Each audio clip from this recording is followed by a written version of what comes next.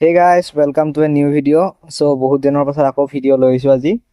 এটা ধুনীয়া পৰিৱেশৰ মাজত, যিহেতু গৰমৰ দিন, এতিয়া অলপ বতৰ চতৰ দি আছে, ভাল লাগিছে ইয়াত বহি। ভাবিলোঁ ঘৰৰ ৰুমৰ ভিতৰত কিমাননো ভিডিঅ' বনাম আৰু, যিহেতু গৰমত ফেন চেন দিলে মানে কিবা ভিডিঅ' বনালে ফেন দিব নোৱাৰে, চাউণ্ডটো কথা আহি থাকে, চাউণ্ডটো মানে ঠিক নহয়, সেইকাৰণে আৰু ৰুমৰ ভিতৰত কৰাতকৈ অকণমান এনেকুৱা ধুনীয়া পৰিৱেশত ভিডিঅ' কৰাই ভাল। আজি মই এখন মুভিৰ বিষয়ে কথা পাতিম। আৰু অলপ বেলেগ কিবা কিবি কথা পাতিম। বলক আজি ভিডিঅ' ষ্টাৰ্ট কৰোঁ। গাইজ, মই ৰিচেণ্টলি এখন মুভি চাইছিলোঁ, টুৰিষ্ট ফেমিলি। টুৰিষ্ট ফেমিলিখন এখন মালায়ালাম মুভি হয়, বহুত বেছি ধুনীয়া ফেমিলিৰ কাহিনী। এইখন আপোনালোকে ক'ত চাব পাৰিব, কেনেকৈ ফ্ৰীত চাব পাৰিব, সেইখিনি কৈ দিওঁ আপোনালোকক। এইখন আপোনালোকে চাব পাৰিব জিঅ' হটষ্টাৰ, আৰু এইখন আপোনালোকে ফ্ৰীতে চাব পাৰিব যদি আপুনি 350 প্লেনটো লয়। মানে 350 টকীয়া যদি আপুনি ৰিচাৰ্জটো ভৰাই, তেতিয়াহ'লে আপুনি ফ্ৰীতে চাব পাৰিব, কাৰণ 350 টকীয়া ৰিচাৰ্জত জিঅ' হটষ্টাৰ ফ্ৰী প্লেন মানে পায় আৰু। আৰু যদি তাতকৈ তলৰ কৰে তেতিয়া নাপাব পাৰে, কিন্তু বেছিভাগেতো আজিকালি 5Gৰ কাৰণেতো 350 প্লেন কৰে। 350 আপুনি ফ্ৰীতে চাব পাৰিব। এতিয়া মুভিখনৰ বিষয়ে কথা পাতো। মুভিখন ফেমিলিৰ কাহিনী হয়।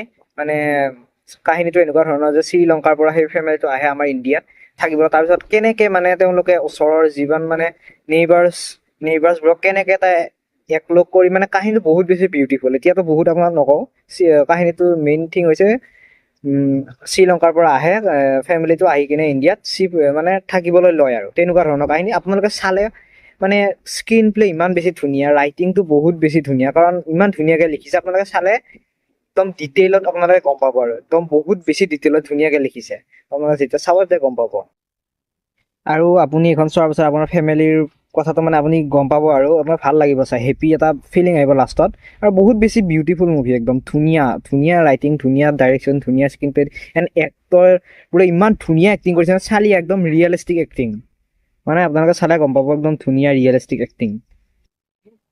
আৰু মানে পুত্ৰ আৰু দেউতা মানে তাতে আছে কেৰেক্টাৰবোৰ, আপোনালোকে চালে গম পাব। মানে ইমান বেছি ৰিলেটেবল ষ্টৰি ন, আপোনালোকে গম পাব, যেতিয়া চাব আপুনি ফিল কৰিব পাৰিব। এইখন মুভি আপোনালোক হাইলি ৰেকমেণ্ড কৰিছোঁ। এনেও মালায়ালাম মুভিবোৰৰ কণ্টেণ্ট বহুত বেছি একদম হেভি থাকে, তো আপোনালোকে চালে গম পাই যাব। মই মাষ্টাৰ পিচ বুলিয়ে ক'ব পাৰিম এইখন। আপোনালোকে চোৱাৰ পিছত আপোনাৰ নিজৰ অপিনিয়নত গম পাবতো। বহুত বেছি ধুনীয়া। এতিয়া আমি অলপ বেলেগ মুভিৰ কথা পাতোঁ। মানে এইখন আপোনালোকে হাইলি ৰেকমেণ্ড, যাওক ফ্ৰী টাইমত চাই দিয়ক, আৰু ধুনীয়া ভাল লাগিব আপোনাৰ। এতিয়া মই ইয়াৰ পৰিৱেশ, ৰাস্তাৰ মানে মানুহবোৰ চাই আছোঁ, বহি আছোঁ ধুনীয়াকৈ আমাৰ খাই ঘৰৰ ফালে। মই এতিয়া ঘৰত নাই, আমাৰ মানে মেইন ঘৰত আছোঁ এতিয়া।